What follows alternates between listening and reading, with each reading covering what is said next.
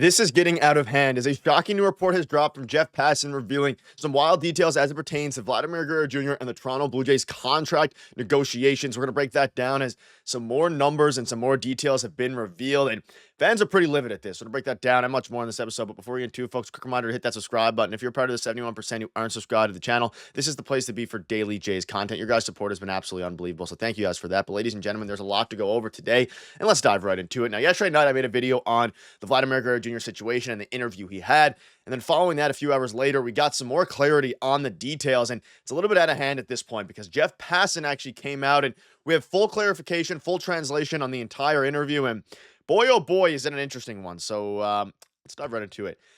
Bunch of different things. And I want to start with this. Now, this is not the new quote. This is what came out earlier in spring training when Vladdy said, "I don't want, especially for my teammates, to go through any distractions. I'm here today, I'm ready, and I want to win a lot of games, and I want to get to the playoffs. That's all." And we think back to when he said that he doesn't want to be a distraction for his teammates. And he's come out and had multiple interviews since, specifically surrounding the Toronto Blue Jays and his future in the contract negotiations. Now, you can see this here from Jeff Passan. Toronto first baseman Vladdy Jr. told Enrique Rojas and E. Jerez, ESPN, that he proposed a contract to the Jays for 15 years and less than $600 million. So let's dive right into it here. There's a lot of things to dive into here, and bear with me. So you can see this here on the from Josh. It's much less than Soto. We're talking about many fewer millions less than Soto, more than 100 million less. It was the same number of years of Soto's contract, but it didn't reach 600 million. The last number we gave them as a counteroffer didn't reach 600. I know the business. I lowered the salary demands a bit, but I also lowered the number of years. I'm looking for 14 years. I would like a 14, 15, or even 20-year deal if they gave it to me, but doing that the right way. You can see some people are saying, why does it feel like he wants them to make an offer again to get the deal done? And it is a little bit absurd because, again, when you look at Vladimir Guerrero Jr.'s actual value here, and we'll dive into that in a minute because Brandon had a great article about it, BK, yeah, it is wild. And you can see from Claps, why does it feel like he wants them to make an offer again and get this done? It is interesting. He's saying he knows the business and the fact that they didn't reach 600 million. Now, I covered this in yesterday's video a little bit, but we got some more clarity on, the actual translation as it pertains to it. He also said, "I know the business. I lower the salary. Following the breakdown negotiations, Guerrero emphasizes commitment to focusing on the upcoming season, the final year of his current contract." So this is interesting. Like I mentioned yesterday, you can start to assume that the number, although the exact number wasn't given, you can start to assume the number is around $585 million over 15 years. That is, if we put two and two together, you put the puzzle pieces together here, that's what Ortiz came out and said, and that's what Vladimir Guerrero Jr. kind of hinted at here. So it didn't reach 600, but it basically did, $585 million.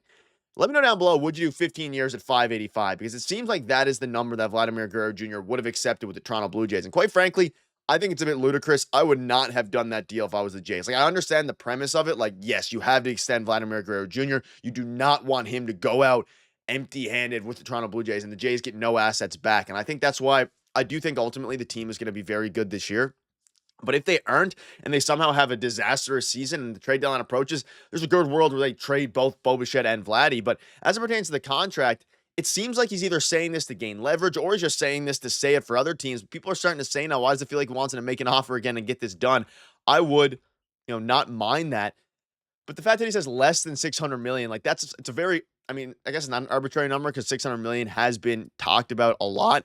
But at the same time, I don't know exactly, like saying less than 600 million isn't really some crazy revelation. He's not worth $600 million.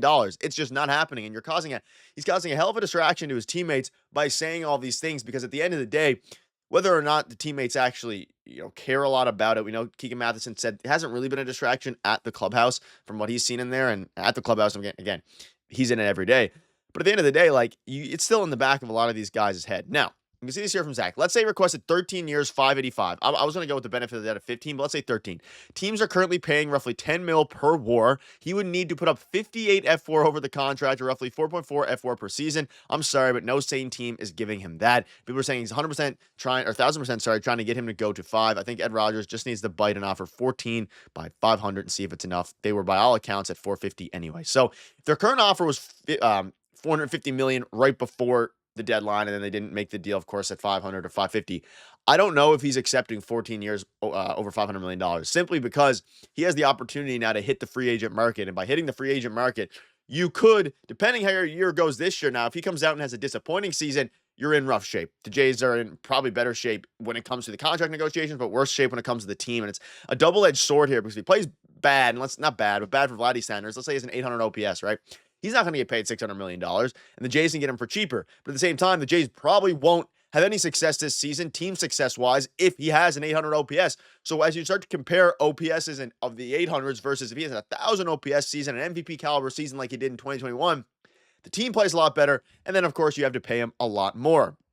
And there was an interesting thing done by BK here, and he said, there's a bunch of different things. And he obviously talks about his OPS, blending these different things, and a couple things I want to go over here. So it is interesting. And he goes over Vladimir Guerrero Jr.'s, I guess, current stature. So he has a lower ceiling, and this is compared to Juan Soto. Lower ceiling, far lower floor, worse positional value. Vlad deserves so much money, but I continue to think the Soto-style bidding war just isn't going to happen. Vladdy choosing to word it this way basically confirms the David Ortiz number, which is 585.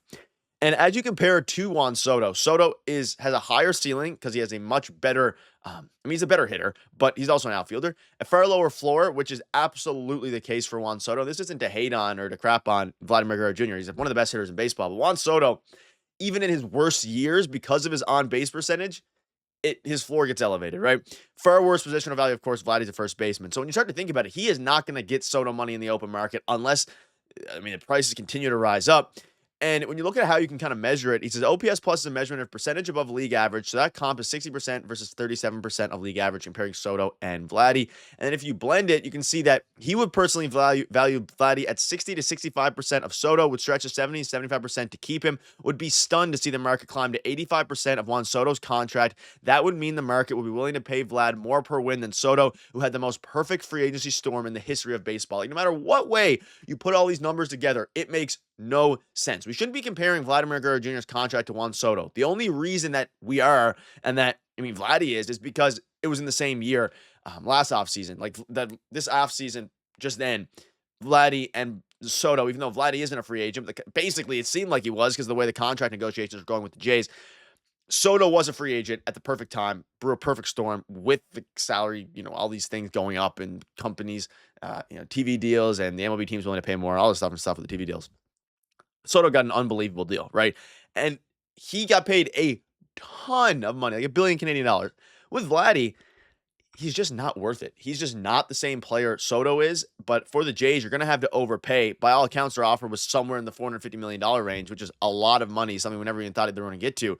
So the question now becomes, will they be able to get it done? But at the end of the day, it's getting out of hand regardless. And hopefully they can get something done, because this is a pretty big distraction, and one that I'm hoping is not going to carry over into the season, because I think they have a pretty good baseball team right now. And we're going to keep you up to date with all of this news. So make sure to hit the subscribe button. Let me know down below, would you pay him $500 and even $50 million? Cheers.